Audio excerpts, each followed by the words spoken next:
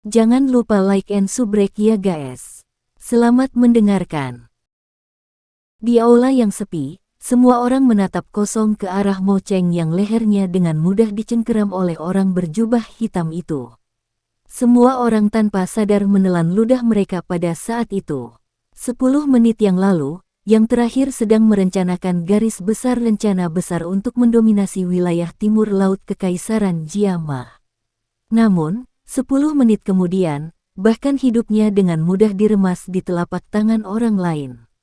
Cara segalanya berubah begitu cepat menyebabkan semua orang di aula sangat tidak percaya pada pergantian peristiwa. Namun, terlepas dari betapa tidak realistisnya perasaan itu, kebenaran yang muncul di mata mereka memberitahu semua orang dengan cara yang cukup brutal bahwa tetua pertama klan Mo ini, Algojo Mo, yang memiliki reputasi cukup kuat di wilayah timur laut, adalah mainan di tangan orang lain kali ini. Mendengar kata-kata dingin yang tebal yang dipancarkan dari balik jubah hitam, semua orang di aula tiba-tiba merasakan kegembiraan yang tak bisa dijelaskan di hati mereka. Terlepas dari apa yang terjadi, jika klan Mo benar-benar kehilangan Mo Cheng, pilar pusat ini, maka kekuatan skala kecil ini akan dapat mengambil kesempatan untuk melepaskan diri dari kendali klan Mo di masa depan. Meskipun klan Mo memiliki cukup banyak sekutu di aula, tetapi masih belum ada satu orang pun yang keluar untuk memberikan bantuan. "Tuan, mohon ampun." Saat orang berjubah hitam itu bersiap untuk menguleni Mo Cheng di tangannya sampai mati dengan telapak tangannya, sebuah teriakan tiba-tiba terdengar di aula. Mendengar teriakan ini, semua orang di aula mengikuti suara itu dan mengalihkan pandangan mereka, akhirnya berhenti pada GY yang telah berdiri. Dengan segera, ekspresi mereka mulai berubah secara tidak teratur. Menjadi fokus perhatian semua orang, senyum pahit muncul di wajah lama GY. Sejujurnya, setelah menyaksikan nasib Mo Cheng yang benar-benar tidak berdaya, dia secara alami tidak ingin menjulurkan kepalanya. Namun, terlepas dari bagaimana seseorang mengatakannya, Mystic Cloud Sekte adalah dukungan dari klan Mo. Ini adalah sesuatu yang diketahui semua orang. Jika orang berjubah hitam misterius dengan latar belakang yang tidak diketahui ini hanya ingin memberi pelajaran kepada Mo Cheng, GY tidak akan keluar untuk menghentikannya. Namun, melihat situasinya sekarang, orang berjubah hitam itu jelas bermaksud untuk membunuh. Sampai pada titik ini, GY tidak bisa lagi hanya duduk. Lagi pula, jika dia membiarkan Mo Cheng dibunuh di depannya, dia tidak mungkin melarikan diri dari teguran ketika dia kembali ke Mystic Cloud Sect di masa depan. Teriakan GY memang menyebabkan tindakan orang berjubah hitam itu terhenti. Orang berjubah hitam itu menoleh dan memandang dengan acuh tak acuh pada GY yang duduk di peron tinggi. Api putih tebal pucat berulang kali melompat di tangan kirinya. Setelah menatap GY untuk waktu yang lama, orang berjubah hitam itu menoleh lagi. Di bawah jubah hitam, sepasang mata tebal yang dingin tertuju pada wajah pucat Mo Cheng saat dia berkata dengan dingin, "Serahkan King Lin." Tuan, saya benar-benar tidak tahu apa yang Anda katakan." Bibir Mo Cheng bergetar saat dia berkata. Wajahnya terasa sedikit sakit karena tertusuk oleh tatapan mata yang sedingin es. Di bawah jubah hitam, sosok manusia itu dengan jelas menghela nafas dan menggelengkan kepalanya. Tangannya tiba-tiba terangkat secara vertikal dengan nyala api putih yang menyelimuti itu. Setelah itu, dia tiba-tiba menebas dan melewati pangkal lengan kanan Mo Cheng. Setelah telapak tangan melewatinya, lengan yang terputus jatuh. Telapak tangan orang berjubah hitam itu seperti pisau tajam. Itu tidak menghadapi perlawanan sedikit pun karena memotong pangkal lengan Mo Cheng. Seketika, lengannya terlepas dan jatuh dari bahu Mo Cheng. Akhirnya, itu jatuh ke karpet merah cerah dengan cara yang menusuk mata. Tidak ada darah segar yang mengalir dari lengan yang telah dipotong. Hanya ada bekas-bekas hangus hitam. Jelas, saat potongan telapak tangan orang berjubah hitam itu berlalu, suhu tinggi yang terkandung di dalamnya sudah benar-benar membakar pembuluh darah itu. Rasa sakit yang tiba-tiba dari lengan yang hilang menyebabkan wajah Mo Cheng tiba-tiba berubah kesakitan, tampak sangat buas dan menakutkan. Lengking tajam yang membawa rasa sakit yang sulit disembunyikan bergema dengan keras dan jelas dari mulutnya, menyebabkan rasa dingin muncul di hati semua orang di aula. Betapa kejamnya. Tatapan semua orang menggigil saat mereka menyapu lengan yang terlepas di tanah. Mereka menelan ludah mereka dan ekspresi mereka agak pucat putih. Hanya dalam sekejap mata, orang kuat ini, Mo Cheng, yang namanya mengguncang wilayah timur Kekaisaran Jiama ternyata menjadi seorang yang lumpuh. Jenis kejatuhan ini menyebabkan orang merasa seperti berada dalam mimpi. Dengan telapak tangannya memegangi daerah di mana lengannya patah, tubuh Mo Cheng berulang kali menggigil. Kegilaan dan kejahatan melintas di matanya yang tertunduk dan dia dengan lembut meraung, "Orang-orang dari klan Mo, bunuh bajingan ini." Mendengar raungan lembut Mo Cheng, anggota klan Mo di sekitarnya saling melirik. Mereka mungkin ketakutan di hati mereka, tetapi di bawah sisa kekuatan masa lalu Mo Cheng, mereka hanya bisa mengatupkan gigi dan menyerang Xiao Yan dengan wajah galak dan raungan marah.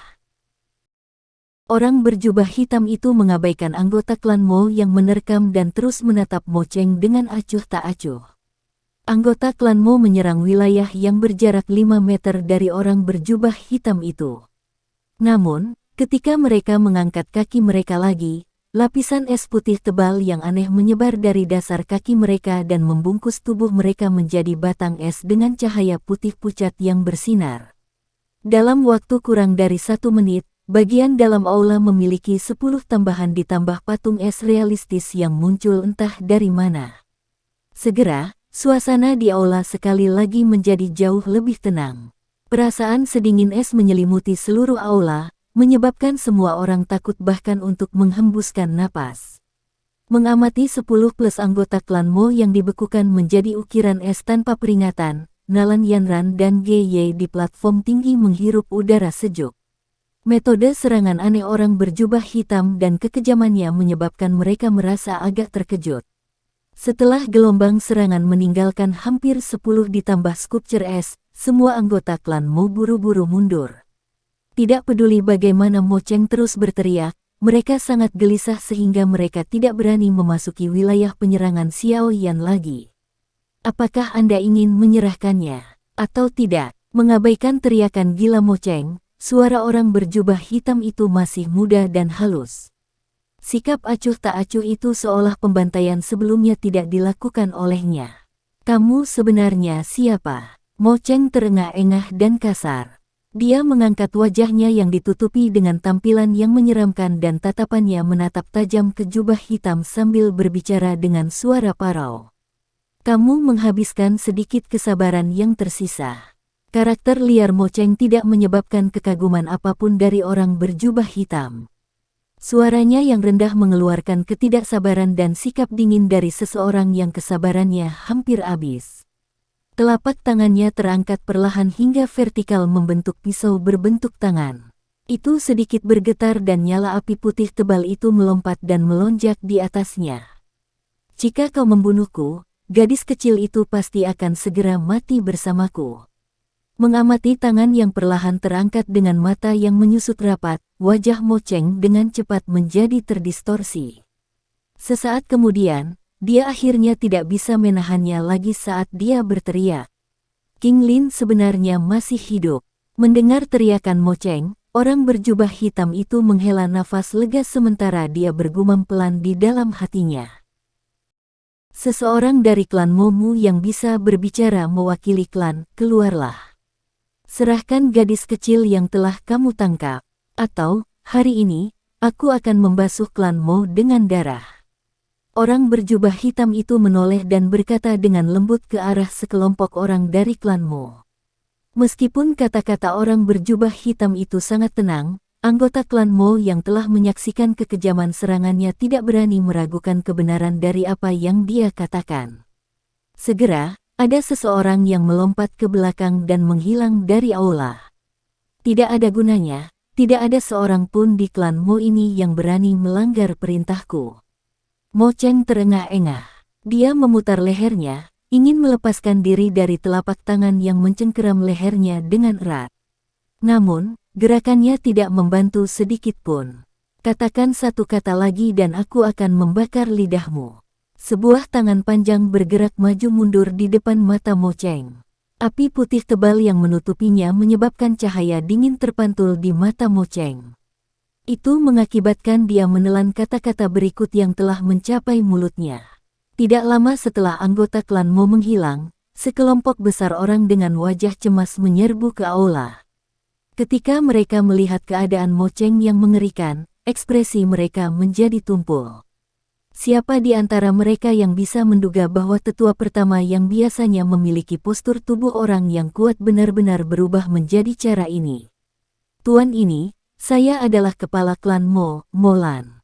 Bolehkah saya tahu bagaimana penatua pertama telah menyinggung Anda? Seorang pria paruh baya yang mengenakan pakaian bagus mengambil 2 langkah ke depan dan berkata dengan suara sopan yang dalam.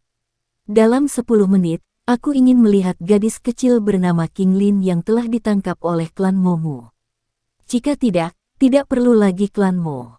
Di bawah jubah hitam, suara sedingin es serta kekuatan menakutkan yang tiba-tiba melonjak menyebabkan wajah semua orang di aula dipenuhi dengan kengerian.